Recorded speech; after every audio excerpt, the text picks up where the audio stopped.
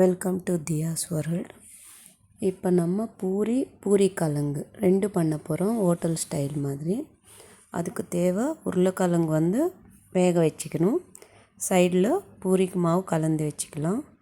ஒன்றுமில்லை, salt and water mix பண்ணிவிட்டு இந்த மாவு தனியாக எடுத்து வச்சிடலாம். டவ் பண்ணிவிட்டு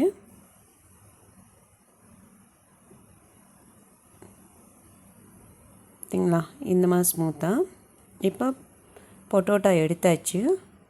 ஸோ கறி பண்ணுறதுக்காக ஆயில் ஊற்றிட்டா கடுகு, ஜீரகம்,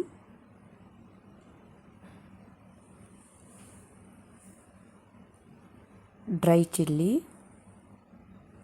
ஆனியன் தான் நிறைய போட்டுக்கணுங்க.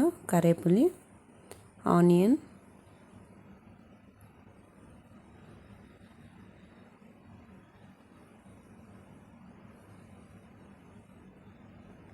இது கொஞ்சம் வேகட்டும்.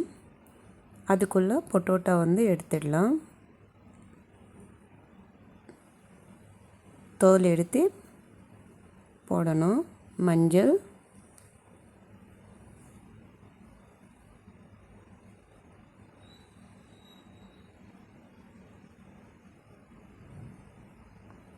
இதுக்கு டொமேட்டோ ஆட் பண்ணக்கூடாது.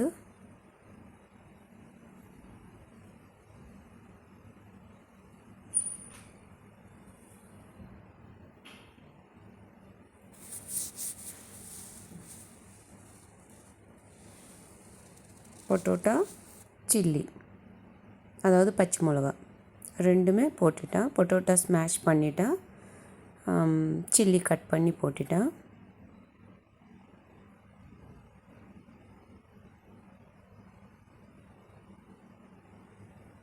இப்போ கடலை மாவு அதிகமாக போடக்கூடாதுங்க. தனியாக ஒரு 1 ஸ்பூன் இல்லை 1½ ஸ்பூனு வாட்டரில் மிக்ஸ் பண்ணிக்கணும்.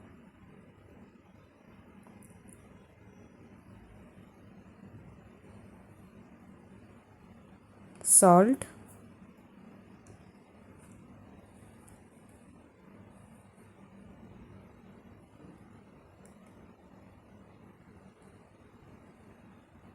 ஆட் பண்ணிடலாம்.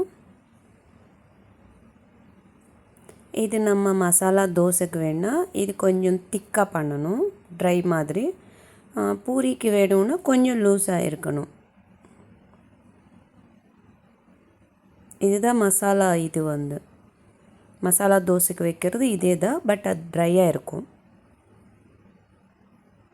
வாட்டர் ஆட் பண்ணிக்கணும். ஏன்னா ரொம்ப திக் பேஸ்ட் மாதிரி ஆகிடும். கலக்கிட்டே இருக்கணும் நம்ம. இது இல்லைன்னா உருண்டியாக மாதிரி ஆகிடும். இதை பார்த்திங்களா, இதுதான் பூரிக்கு இந்த கன்சிஸ்டன்சியில் வச்சுக்கணும். அதே மசாலா தோசைக்குன்னா கொஞ்சம் ட்ரை மாதிரி பண்ணிடணும்.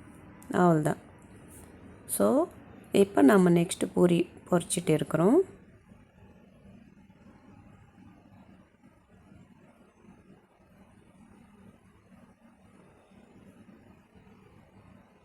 கண்டிப்பாக இது உங்களுக்கு பிடிக்கும். சேம் ஹோட்டலோட டேஸ்ட்டு தான் வருங்க அந்த பூரி கிழங்கு.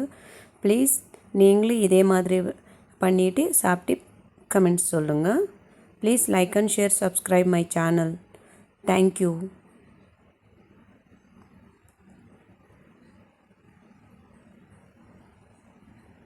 உங்களுக்கு வேணால் நீங்கள் உப்புமா ரவை கூட நீங்கள் கலந்துக்கலாம். பட் அது நான் கலக்கிறது இல்லை. கண்டிப்பாக இது உங்களுக்கு எல்லாருக்குமே பிடிக்கும். திரும்பி சொல்கிறேங்க.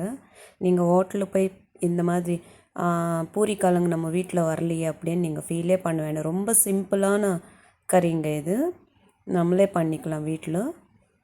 நீங்கள் ட்ரை பண்ணி பாருங்கள். Okay, thank you.